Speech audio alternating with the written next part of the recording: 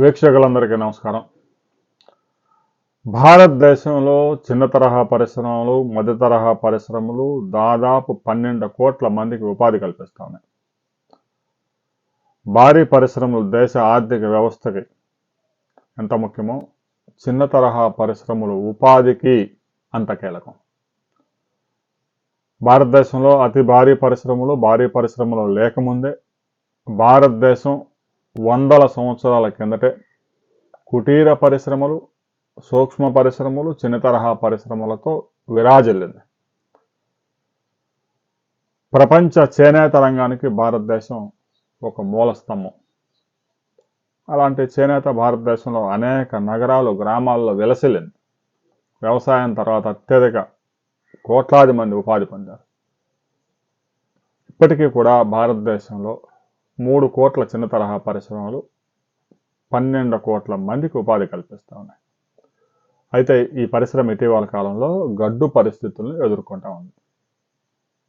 భారీ పరిశ్రమల నుంచి తీవ్రమైన పోటీని తట్టుకొని నిలబడటం కష్టంగా మారింది.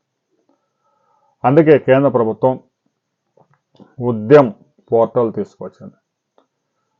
చిన్న తరహా పరిశ్రమలకి, మధ్య తరహా పరిశ్రమలకి, ఈ ఎంఎస్ఎంఈకి ఏవైతే ఉన్నాయో వారికి అతి తక్కువ వడ్డీకే కోట్లాది రూపాయల రుణాలు ఇచ్చేందుకు ఉద్యమ్ పోర్టల్ని అందుబాటులోకి తీసుకొచ్చింది.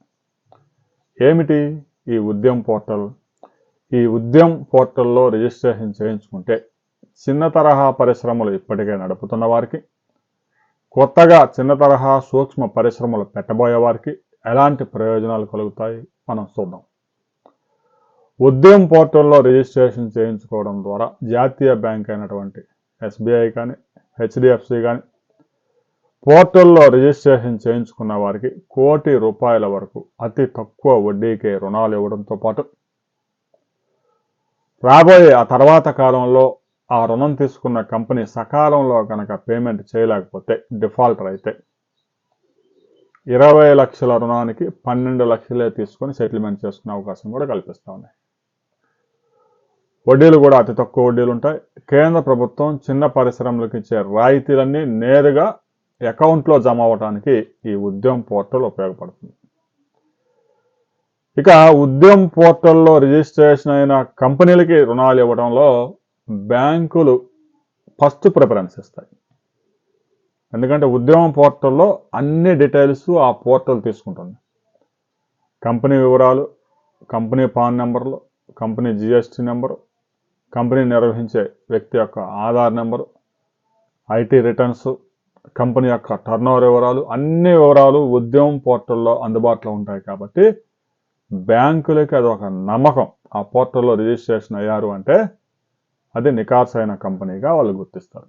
అందువల్ల ఉద్యమం పోర్టల్లో ఎవరైతే రిజిస్ట్రేషన్ చేయించుకుంటారో, ఇప్పటికే వ్యాపారాన్ని నిర్వహిస్తున్నవారు, కొత్తగా వ్యాపారాలు పెట్టేవారు కూడా, వారికి ఆ బ్యాంకులు ఫస్ట్ ప్రిఫరెన్స్ ఇస్తాయి. ఇక ప్రభుత్వ పథకాలన్నీ యాక్సెస్లోకి వస్తాయి. ప్రభుత్వాలు అనేక పరిశ్రమలకి విద్యుత్ రాయితీలతో పాటు ఎగుమతి రాయితీలు, ఉత్పత్తి ఆధారిత రాయితీలు పిఐఎల్ కూడా అమలు చేస్తూ ఉంది. ప్రొడక్ట్ లింక్డ్ రాయితీలు అమలు చేస్తూ ఉంది. సబ్సిడీస్ నేరుగా ఖాతాలో జమ చేస్తుంది. ఇక జిఎస్టీలో కూడా రిటర్న్స్ కూడా వస్తాయి. జిఎస్టీ ముందుగా చెల్లించి ఆ తర్వాత ఆ కంపెనీ చేసిన ఎగుమతులు, ఉపాధి కల్పన, దాని ద్వారా వచ్చే బెనిఫిట్స్ అన్ని నేరుగా ఖాతాలో వచ్చి పడతాయి. ఇక కేంద్ర ప్రభుత్వం తాజాగా ప్రవేశపెట్టిన పథకం కొత్తగా ఉద్యోగాలు కల్పించే వారికి 3 నెలల పాటు ఒక్కో నెలకి ₹15,000 చొప్పున వారి ఖాతాలో కేంద్ర ప్రభుత్వమే జమ చేస్తుంది. అంటే 3 నెలల పాటు ఆ కంపెనీలో ఆ వ్యక్తికి జీతం ఇవ్వాల్సిన అవసరం లేదు. ట్రైనింగ్ ఇచ్చి ఆ ఉద్యోగంలో పని నేర్పిస్తే చాలు. ఆ 3 నెలలు కేంద్ర ప్రభుత్వం వారికి ఆర్థిక సహకారం కూడా అందిస్తుంది. అలాంటి పథకాలు కూడా నేరుగా ఉద్యమ్ పోర్టల్ ద్వారా ఖాతాలో జమ అవుతాయి. ఇక ఖర్చు కూడా గణనీయంగా తగ్గుతుంది. తక్కువ వడ్డీకే రుణాలు రావడం, ఇక కేంద్ర ప్రభుత్వం నుంచి వచ్చే రాయితీలన్నీ నేరుగా ఖాతాలో జమ కావడం, వీటితో పాటు ఆపరేషనల్ కాస్ట్ కూడా గణనీయంగా తగ్గుతుంది. కన్సెషన్స్, రిబేట్లు నేరుగా ఖాతాలోకి జమ అవుతాయి. మ్యాట్ క్రెడిట్ ఎక్స్టెన్షన్ కూడా 5 సంవత్సరాల పాటు పెంచారు. ఈ MAT గతంలో 10 సంవత్సరాలు ఉండేది, ఇప్పుడు మరో 5 సంవత్సరాలు పెంచారు. దీంతో 15 సంవత్సరాలకే పెరిగింది.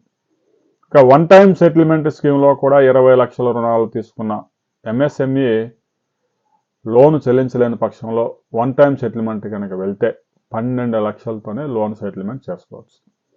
ప్రభుత్వ టెండర్లు పొందడంలో కూడా MSME కంపెనీలు, ముఖ్యంగా ఉద్యమ్ పోర్టల్లో రిజిస్టర్ అయిన కంపెనీలకు ప్రిఫరెన్స్. భారతదేశంలో ప్రభుత్వ శాఖలు, ప్రభుత్వ రంగ సంస్థలు అతిపెద్ద ప్రొక్యూర్మెంట్ దారులు. కంపెనీల నుంచి కొనుగోలు చేయడంలో ప్రభుత్వ శాఖలు, ప్రభుత్వ రంగ సంస్థలు పెద్ద ఎత్తున వారికి కావాల్సిన వస్తువులన్నీ కొనుగోలు చేసుకుంటూ ఉంటాయి. అవన్నీ ఆన్లైన్లో ఉద్యమ్ పోర్టల్లో ఎవరైతే రిజిస్ట్రేషన్ చేసుకున్నారో ఆ కంపెనీలకి ఫస్ట్ ప్రిఫరెన్స్ ఇస్తూ ఉన్నాయి.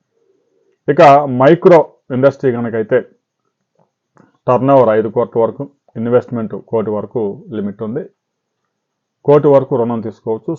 మైక్రో, స్మాల్, ఇక స్మాల్ ఇండస్ట్రీ కనుకైతే 10 కోట్ల వరకు రుణం తీసుకోవచ్చు. 75 కోట్ల టర్నోవర్ ఉండే వాటిని ఈ పరిధిలోకి తీసుకొచ్చారు. ఇక మీడియం, ప్రతి సంవత్సరం 250 కోట్ల రూపాయలు టర్నోవర్ చేసుకోవచ్చు. వారికి 50 కోట్ల రూపాయల వరకు తక్కువ వడ్డీకి రుణాలకి అందిస్తారు.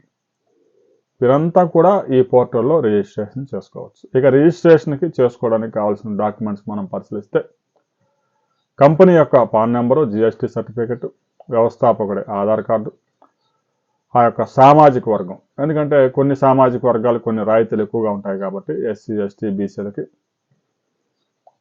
ఆ క్యాస్ట్ సర్టిఫికెట్ కూడా దాన్ని అప్లోడ్ చేయాల్సి ఉంటుంది. ఇక ఫోన్ నెంబరు, ఈమెయిల్ ID, వ్యాపారాన్ని ఎప్పుడైతే స్టార్ట్ చేశారో ఆ date, account number, IFSC code, ఉద్యోగుల సంఖ్య, వారిలో పురుషులు ఎంతమంది, మహిళలు ఎంతమంది అనేది కూడా క్లారిటీగా. ఇక వ్యాపార స్వభావం, అంటే ఏ బిజినెస్ చేస్తున్నారు, ఎక్స్పోర్టెడ్ ఓరియంటెడ్ అయితే ఒకటి, ఎలక్ట్రానిక్స్ సంబంధించింది అయితే పెద్ద ఎత్తున రాయితీలు PAL పథకం కింద ఉన్నాయి. ఇక తాజా ఆడిట్ రిపోర్ట్స్ అప్లోడ్ చేయాలి. ఈ రిపోర్ట్స్ అన్నీ ఉద్యమ్ పోర్టల్లో కనుక అప్లోడ్ చేస్తే బ్యాంకుల నుంచి రుణాలు తీసుకోవడంలో ముందు వరుసలో వారికి అవకాశం కల్పిస్తారు. ఇక udyam.registration.gov.in ఈ పోర్టల్లోకి వెళ్ళి నేరుగా అప్లోడ్ చేసుకోవచ్చు. కార్యాలయాల చుట్టూ రుణాల కోసం తిరగాల్సిన అవసరం కూడా లేదు. ఇప్పటికే మీరు కనుక ఉద్యమ్ పోర్టల్లో రిజిస్ట్రేషన్ చేసుకుని ఉంటే ఎలాంటి ప్రతిఫలాలు మీకు దక్కుతూ ఉన్నాయి అనే వివరాలని కామెంట్ చేయండి. ఇప్పటికి రిజిస్ట్రేషన్ చేసుకోకపోతే ఇప్పటికైనా చేసుకుంటే మంచి ఫలితాలు, రాయితీలు మీకు అందుతాయి.